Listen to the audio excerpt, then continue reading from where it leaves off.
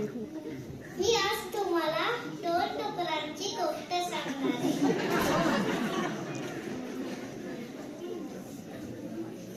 एका जंगलात दोन डुकरं राहत होती.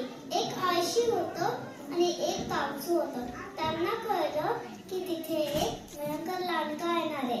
त्यामुळे त्यांनी ठरवलं की आपण एक एक घर तयार करूया का, म्हणजे आपल्याला लांडगापासून संरक्षण. दोन्ही डुकरं कुरणात गेली. आळशी डुकराने गवतापासून घर तयार केलं का, कारण त्याला कमी कष्ट लागतं. पण कामसू डुक्कर त्याला म्हणालं, अरे आळशी डुकरा, जर तू गवतापासून घर तयार केलंस तर लांडगा श्वास घेईल आणि मुक्कर मारेल आणि तुझं घर उडवून टाकेल. पण त्याने काही ऐकलं का? नाही. कामसू डुकराने मात्र विटांपासून आणि दगडांपासून घर तयार केलं का, कारण त्याला कष्ट लागतो आणि त्याला कष्टांच्या गोष्टी करायला आवडायच्या. एके दिवशी लांडगा तिथे आला. लांडग्याने दोन्ही घरं बघितली. मग तो गवताच्या घरापाशी गेला. मग लांडग्याने त्या गवताच्या घराच्या दारावर टकटक केलं आणि म्हणाला, डुकरा डुकरा दार उघड.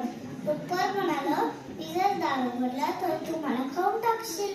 मग लांडगा म्हणतो, असं का? मग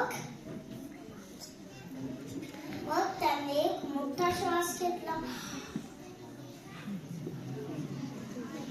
आणि मग आळशी डुकराचं घर उडून जातं. मग आळशी डुक्कर घाबरून पळत कामसू डुकराच्या घरी जातं. मग लांडगा तिथे येतो आणि मग तो विटांच्या आणि दगडांच्या घराच्या दाराला टकटक करतो आणि म्हणतो, डुकरा डुकरा दार उघड. डुक्कर म्हणतं, हवा तितका तू घर तोडायचा प्रयत्न कर, तू काही माझं घर तोडू शकणार नाहीस.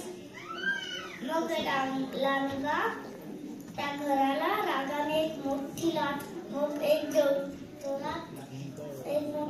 मारतो आणि त्याच्याच पायाला लागतो आणि तो एका पायाने उड्या मारत बसतो.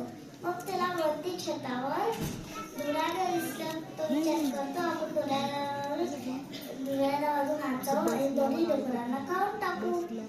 मग तो धुराला उडी मारतो. पण कामसू डुकराने खाली फांदे लागले असते, पाणी उकळत असतं.